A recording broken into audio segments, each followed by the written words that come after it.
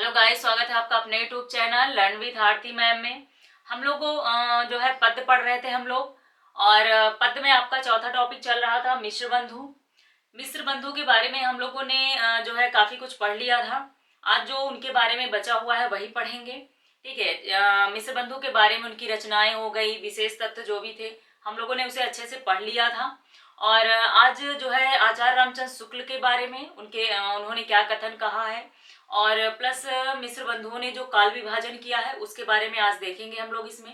ठीक है, जो कि बहुत ज्यादा इंपॉर्टेंट है।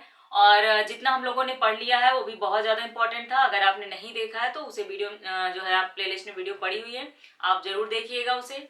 और अगर चैनल पे नए हैं तो चैनल को जरूर सब्सक्राइब कर लें। बाकी जो भी बच्चे टीजीटी पीजीटी की तैयारी कर रहे हैं उन्हें जरूर शेयर करें। चलिए आज स्टार्ट करते हैं हम लोग आज का वीडियो। मिस्र बंधु के बारे में थोड़ा सा हम लोग रिवीजन कर लेते हैं, क्या क्या हम लोगों ने इनके बारे में पढ़ लिया था। ठीक है, तो सबसे पहले बात करते हैं मिस्र बंधु, जो कि मिस्र बंधुओं से आपके तीन लोग इसमें आते हैं। श्याम बिहारी, सुखदेव बिहारी और गणेश बिहारी मिश्र, तीन लोग आते हैं। तीनों लोगों के नाम जरूर याद रखिएगा। ठीक है। और अगर और इनकी रचना के बारे में बात करें तो इनकी रचना जो है मिस्र बंधु विनोद है। इनकी रचना मिस्र बंधु विनोद है। वो आपके चार भागों में प्रकाशन हुआ था उसका। प्रथम जो तीन भाग थे वो 1913 में प्रकाशित हुए थे, और जो चौथा भाग था वो 1934 में प्रकाशित हुआ था।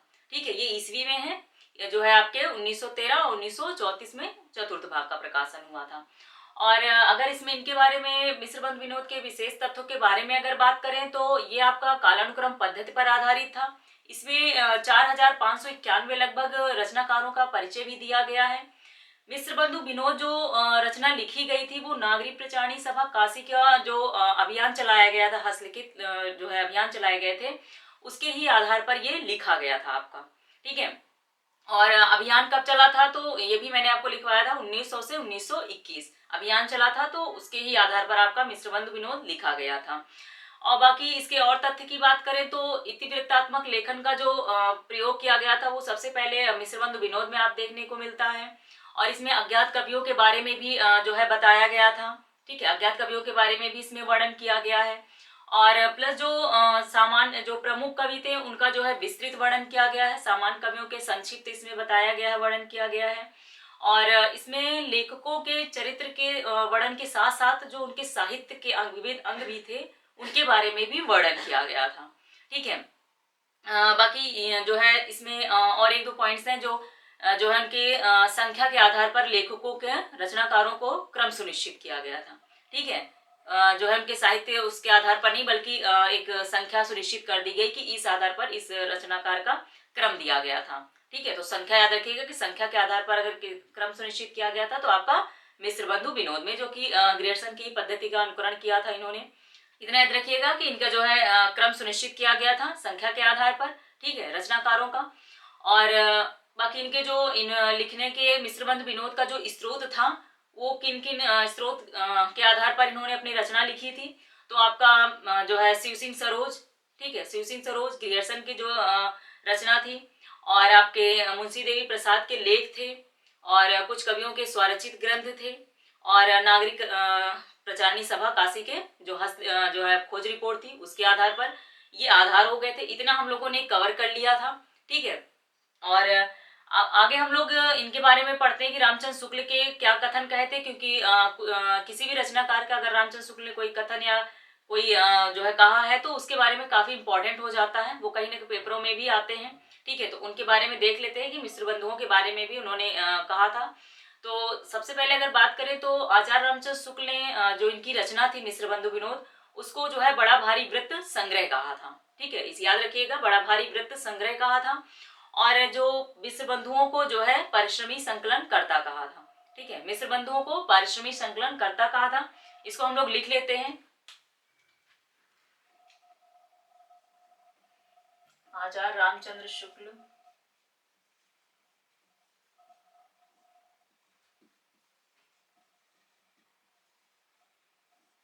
आचार्य रामचंद्र शुक्ल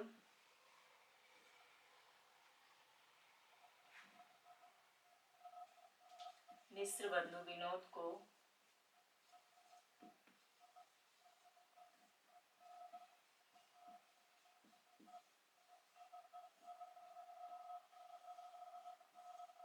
रामचंद्र शुक्ल ने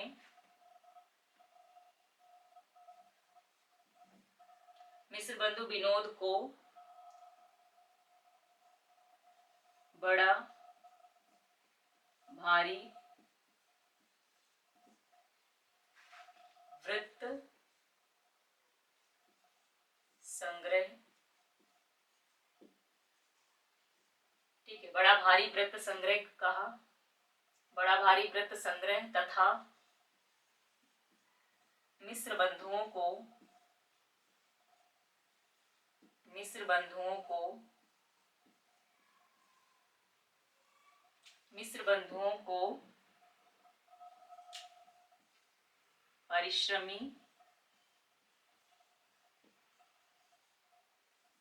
परिश्रमी संकलनकर्ता कहा।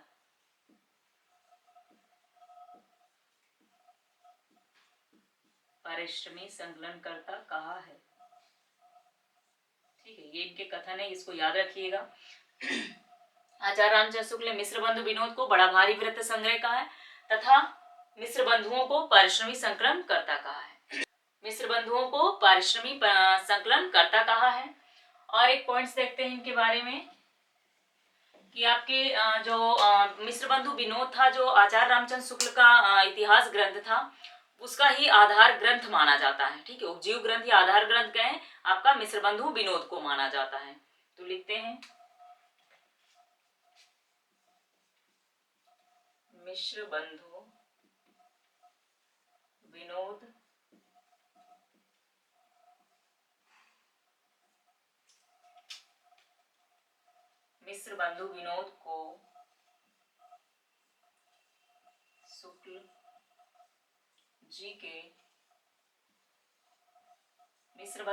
को शुक्ल जी के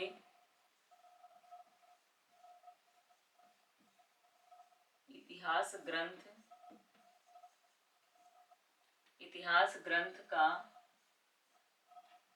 ग्रंथ का उपजीव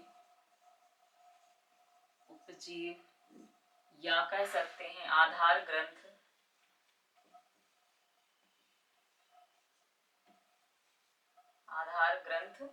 मिश्र बंधु विनोद को शुक्ल जी के इतिहास ग्रंथ का उपजीव या आधार ग्रंथ माना जाता है।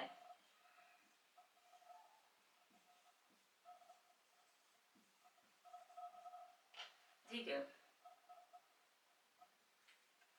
ये पॉइंट्स हैं इनके, याद रखिएगा इनको कि जो है आचार्य रामचंद्र शुक्ल ने मिश्र बंधु विनोद को जो है बड़ा भारी वृत्त संग्रह कहा तथा वृत्त संग्रह का मतलब होता है कि लेखकों के बारे में जीवन परिचय। ठीक है, और मिश्र बंधुओं को परिश्रमी संकलनकर्ता कहा था।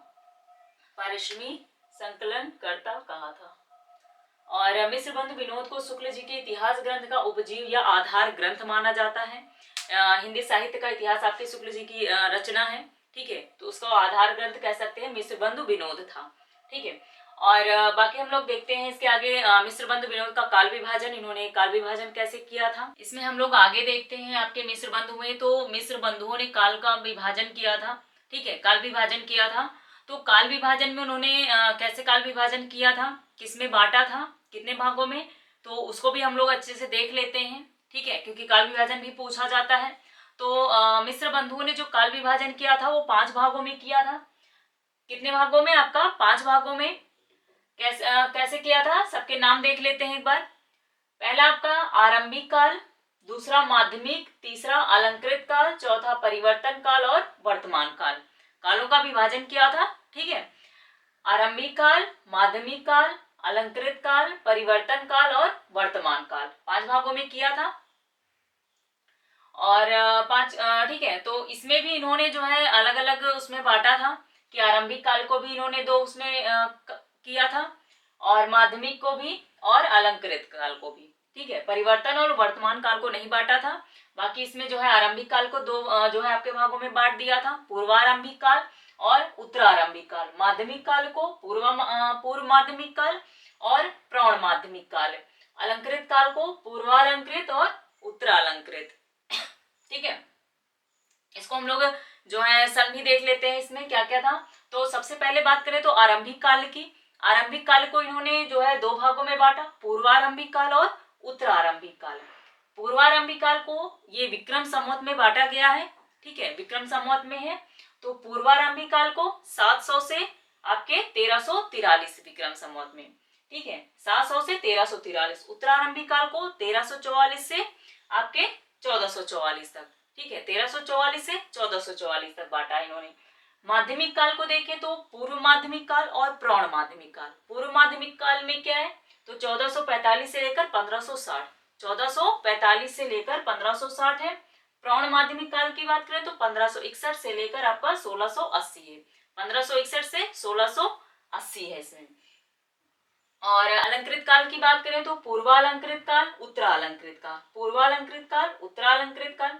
पूर्वालंकृत काल को 1681 से 1790, 1681 से 1790, और उत्तरालंकृत काल को 1791 से आपका 1889, 1791 से 1889 अलंकृत काल।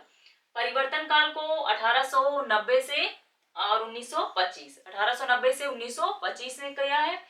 और वर्तमान काल को माना है इन्होंने 1926 से अब तक, ठीक है, वर्तमान काल 1926 के बाद, बाकी परिवर्तन काल 1890 से 1925 के बीच में माना है।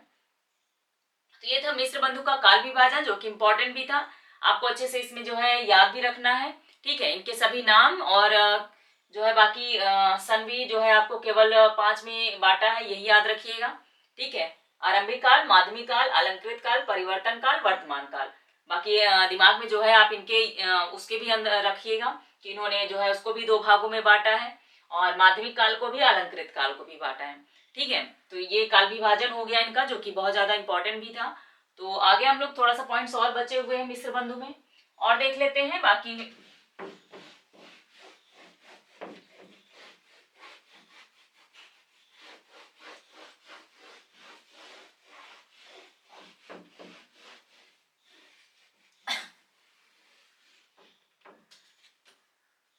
मिस्र बंधुओं की एक रचना और थी, हिंदी नवरत्न, ठीक है, मिस्र बंधु की एक रचना और थी, हिंदी नवरत्न, जो कि 1910 में इन्होंने लिखा था।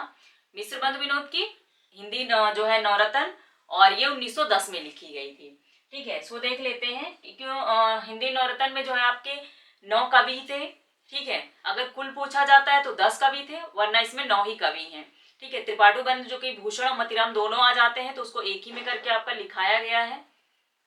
देखते हैं इसमें,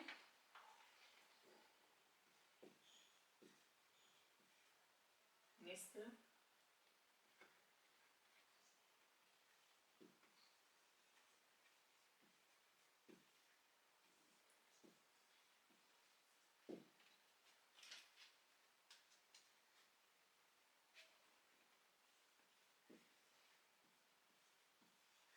एक रचना हिंदी नवरत्न है, हिंदी नवरत्न, क्योंकि आप हिंदी मिस्र बंधु विनोद पढ़ चुके हो, दूसरी इनकी रचना है, तो हिंदी नवरत्न भी है, ठीक है। मिस्र बंधुओं की एक रचना जो है हिंदी नवरत्न भी है, जिसका रचना काल, जिसका रचना काल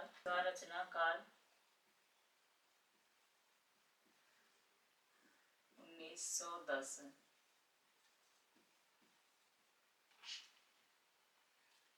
जिसका रचना काल 1910 है। इसमें शामिल 9 और कुल 10 कवि हैं,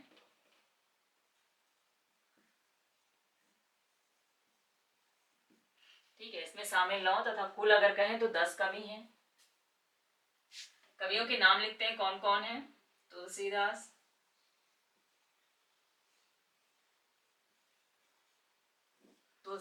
सूरदास, देव बिहारी, तुलसीदास, सूरदास,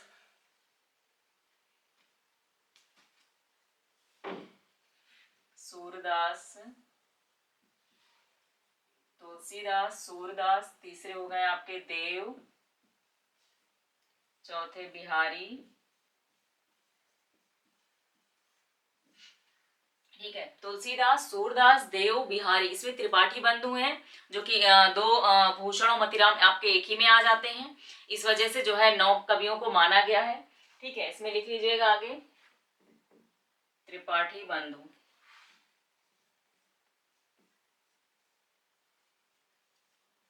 त्रिपाठी बंधु,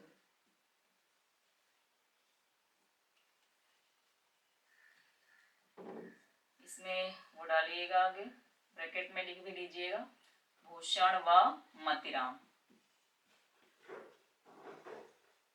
भूषण व मतीराम, त्रिपाठी बंधु में कौन कौन आएंगे? भूषण और मतीराम हो गए।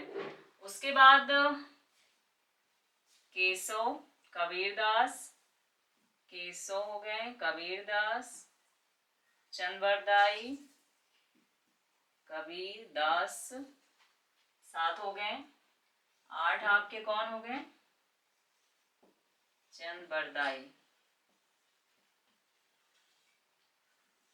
ठीक है, कवि केशव, कबीरदास, चंदबरदाई। 9वें जो हो गए वो आपके भारतेंदु हरिश्चंद्र हो गए। भारतेंदु हरिश्चंद्र।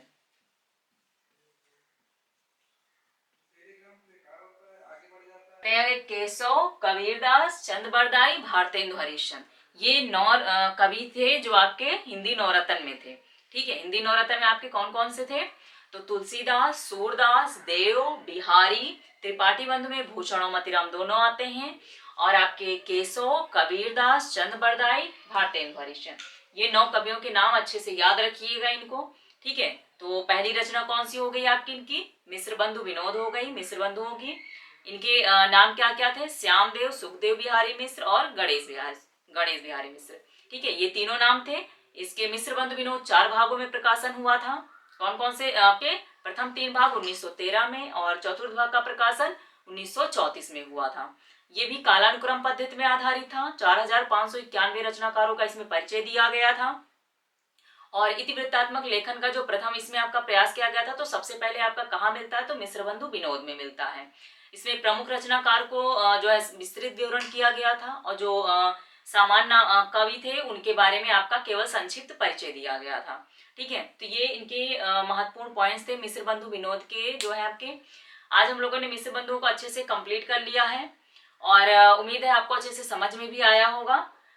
बाकी हम लोग आगे जो है आपके वीडियो में आचार्य रामचंद्र शुक्ल के बारे में बात करेंगे। ठीक है, क्योंकि बहुत ज्यादा इंपॉर्टेंट है आपके।